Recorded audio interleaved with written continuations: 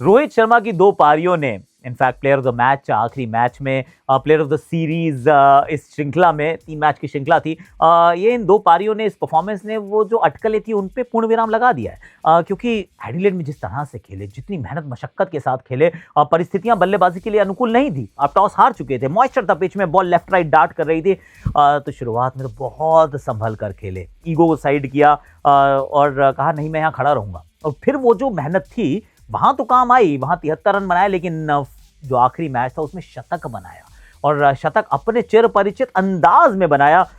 So I don't think once again कि उनकी quality पे या उनकी क्लास पे कोई सवाल था, पेडिग्री पे कोई सवाल था। अगर कोई सवाल था भी, टू बी ऑनेस्ट, वो तो फॉर्म पे भी नहीं था। वो सिर्फ सवाल ये था कि इतने लंबे समय के बाद आ रहे हैं तो कैसा खेलेंगे, अब कप्तान नहीं है तो किस प्रकार से रिस्पॉन्ड करेंगे। And he is done what he is really good at. बल्ले से गए और रन बनाए।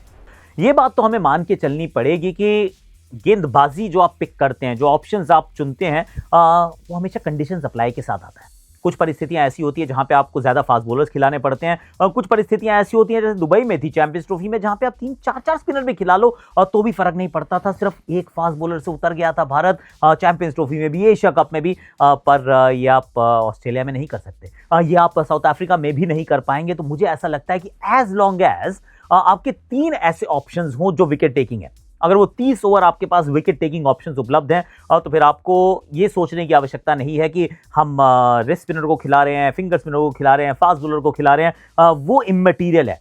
महत्वपूर्ण बात यह है कि आप कम से कम 30 ओवर अटैक करने वाले अपने गेंदबाजी यूनिट को खिलाएं। तो मैं तो उसी दृष्टिकोण से देख रहा हूं। अगर कुलदीप की जगह बनती है तो कुलदीप खेलें, नहीं बन रही है जगह और बुमराह, सिराज और अर्शदीप या हर्षित राणा के साथ आप खेलना चाहते हैं, आप प्लीज वो कीजिए, as long as you know कि आप 30 ओवर तक आउट ऑफ 50 अटैक कर सकते हैं।